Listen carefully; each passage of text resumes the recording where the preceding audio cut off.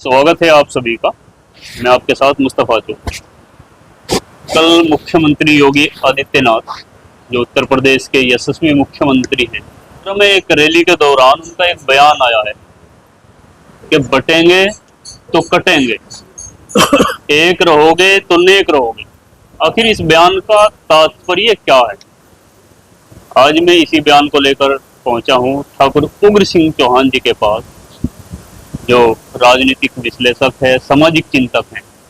ठाकुर जी, आपका बहुत बहुत स्वागत है। नमस्कार भाई।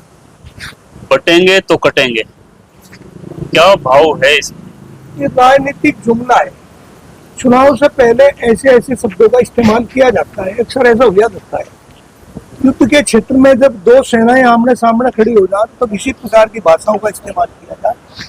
जवाब होगा ना तो कटेंगे और ना ही कहीं पटेंगे। राजनीतिक मामला है भाई, इससे ज्यादा और कुछ नहीं। ये किन के लिए है? किन को ना बटने की सलाह योगी जी दे रहे हैं?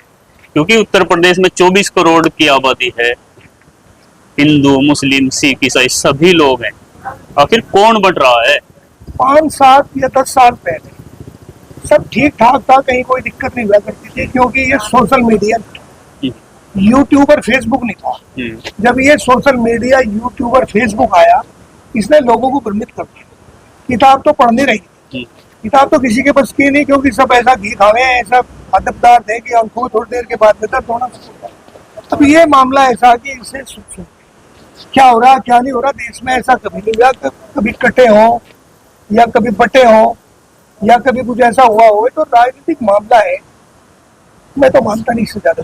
अभी अभी लोकसभा चुनाव संपन्न हुए 2-3 महीने पहले, और खास तौर से उत्तर प्रदेश में जो भारतीय जनता पार्टी का रथ था उसको कोई रोक नहीं पा रहा था, और अखिलेश ने एक नारा दिया, पीडीए, दलित पिछड़ा अल्पसंख्यक, और बीजेपी धराशायी होगी उनके इस नारे के सामने।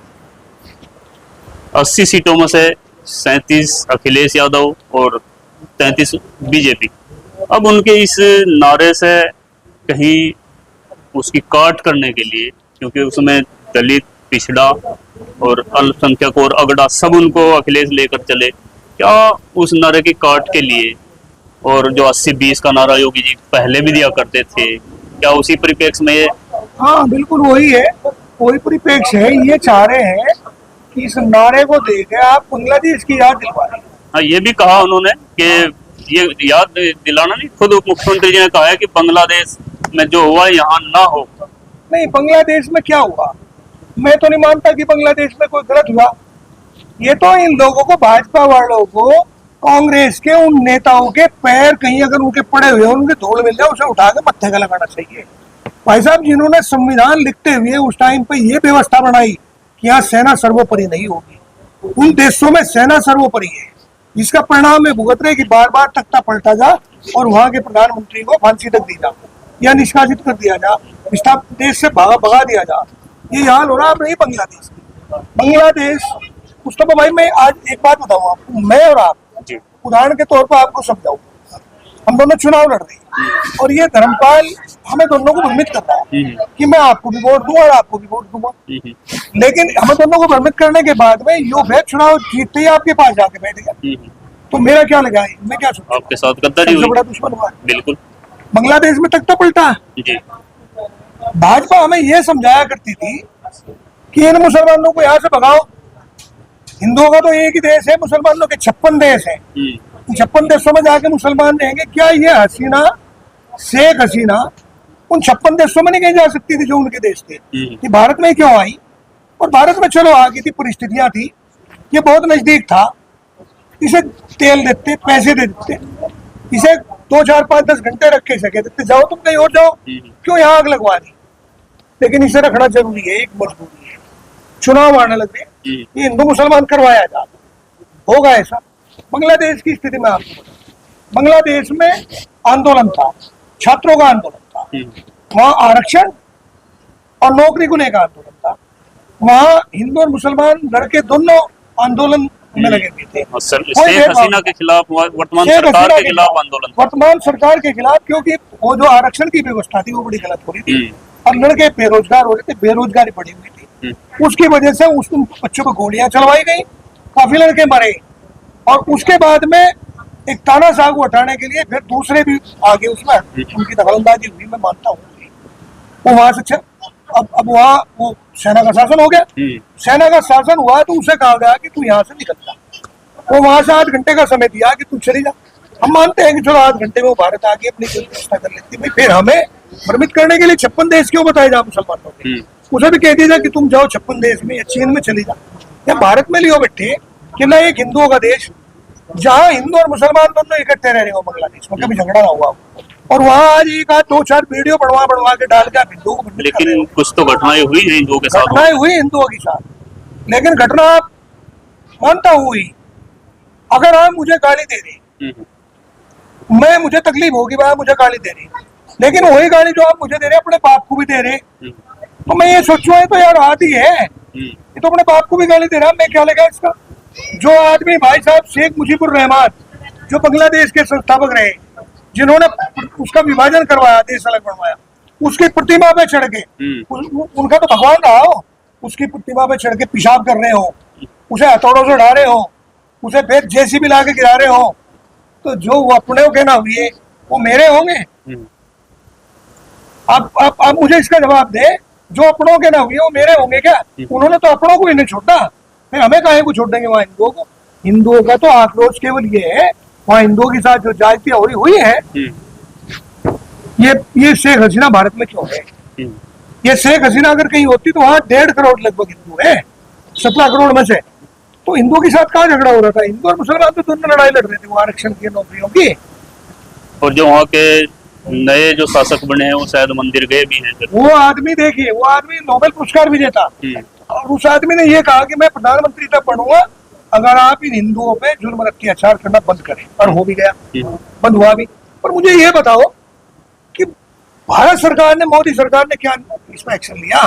उन्होंने कहा कि कानून आया था CAA, हाँ, भारत पाकिस्तान बांग्लादेश और अफगानिस्तान के अल्पसंख्यक हिंदुओं को नागरिकता देना, सिटीजन तो अमेंडमेंट क्या उसके तहत फिर उनको नागरिकता दे सकते थे अगर उनको पीड़ित बताकर? नहीं, जब जिस देश के मुखिया को पनाह दे दी तो आगे प्रजा को देने में कौन सी तकलीफ है? दे दो भाई, आप वहाँ के राजा को पनाह दे रहे तो उन्हें भी दे दो। तो योगी आदित्यनाथ जी का ये बयान क्या आने वाले उपचुनाव जो अभी 10 विधानसभा सीटों पर चुनाव होंगे उनमें लाभदायक होगा? भाई साहब कहीं ना कहीं तो देखिए यहाँ भक्त लोग आ गए, या जो फेसबुक और यूट्यूब के माध्यम से जो इसे देखते हैं, उनके दिमाग में तो ये है कि मुसलमानों ने बड़ी जुर्मत जातियां करी हैं और करेंगे। वो तो एक दिन ये भी कह रहे, मैं एक किताब में पढ़ा था, किसी एक हिंदू माइंड आदमी की किताब थी, मैं भी हिंदू हूँ, मैं पक्का कट्टर हिंदू हूँ, मेरा खून निकलवा के दिखा तो जो उनसे बोल दे, अगर उनके खून से मेरा खून का जेनेटिक कोड जरा सा भी जोड़ दिया तो जो चाहे वो दंड दे। हम तो क्रांतिकारी लोगों में रहे। वो ये कह रहे कि औरंगजेब के टाइम में हिंदुओं पे इतने जुल्म होया करते थे कि 1.25 मन जनेऊ हिंदू को मारने के बाद में जो उनके गले में से जनेऊ निकलवाया जाया करते थे वो 1.25 मन हो जाते थे। इतने सुबह इतने शाम को वो आदमी मारता था। फिर एक छोटी सी बात है आपके वीडियो के माध्यम से, सन 47 में इस देश की जनसंख्या 40 करोड़ थी, इसमें पाकिस्तान, बांग्लादेश और हिंदुस्तान था। और सन 47 से औरंगजेब का समय करीब 250-300 साल पहले 4 करोड़ के समथिंग उस टाइम जनसंख्या कितने होगी? 5 करोड़ लगा लो, 10 करोड़ लगा लो।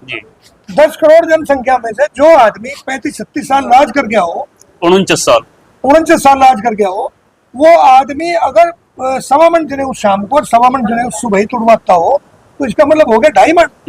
एक जनेऊ का जिसमें 7 धागे होंगे, उन 7 धागों का वजन तोड़ दो, लगभग 60-70 हजार बैठते, 1 लाख भी हो सके अगर बारीक होंगे। तो जो आदमी 1-1.5 लाख आदमी को रोजाना मारता हो, तो यहाँ का तो वातावरण इतना खराब हो गया होगा तो कितने दिन तक लोग बाग बचे होंगे? इस पर विचार करें, कितने दिन तक? ये व्हाट्सएप यूनिवर्सिटी का ज्ञान है और लोग इसको मानते भी हैं। यही तो देश का नाश हो रहा। इन्हें ना तो खेत में काम रहा, ना इन्हें कहीं धंधे में काम रहा, ना इनका कुछ रहा। बेरोजगार तो बेचारे वैसे हो गए, इनके हाथ में पकड़ा दिया मोबाइल भी इन्हें किस्तों में मिल रहे, और मोबाइल को देखे वीडियो बना दे, डाल रहे या सुन रहे, कमेंट कर रहे। इन्हें पागलों को किताब पढ़ने का तो नहीं पता ना, पढ़े ना। अगर इन्हें मेरे से क्या लेना ना, तो मेरे घरों आकर दिखाओ। अगर इन्होंने मेरी लाइब्रेरी की किताब एक आदमी ने 1 गठड़ी की उठा दी तो मैं बंद दूं, तो मैं इन्हें 5100 रुपए दूंगा। उठा के दिखा दो।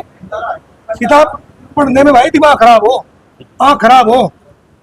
तो अंतिम सवाल, बतौर मुख्यमंत्री जो भारतीय जनता पार्टी का एक नारा भी है, सबका साथ, सबका विकास और सबका विश्वास, और प्रधानमंत्री मुख्यमंत्री जी का यह बयान, आप इसे कितना गैर जिम्मेदाराना बिल्कुल या जायज मानते हैं? 100% गैर जिम्मेदाराना है। पापा से ऐसी उम्मीद नहीं करी जा सकती, लेकिन राजनीति है।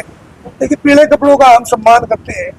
पीले कपड़े हैं, जगन्नाथ जी के में परंपरा से जुड़े हुए नाथ संप्रदाय के लोग बाग हैं, उन्हें बहुत मानते हैं। लेकिन राजनीतिक परिवेश में और राजनीतिक दृष्टिकोण से अगर ऐसे शब्द का इस्तेमाल करें तो राजनीति है। राजनीति तो छूट है, कहेंगे करेंगे, सभी करते हैं, कोई वो कह रहे। लेकिन ये तो सोचना इन लोगों का काम है कि कितना सही है कितना गलत है। 100% ही ऐसे बयान देना गलत है। बहुत बहुत शुक्रिया आपका। देखिए, ठाकुर उग्र सिंह चौहान जी, जिनको आपने सुना, मुख्यमंत्री योगी आदित्यनाथ जी के बयान पर इन्होंने अपनी राय रखी। मुख्यमंत्री योगी आदित्यनाथ जी के बयान पर आपका क्या सोचना है, अपनी राय कमेंट बॉक्स में दें और चैनल को सब्सक्राइब करें। धन्यवाद। नमस्कार भाई साहब।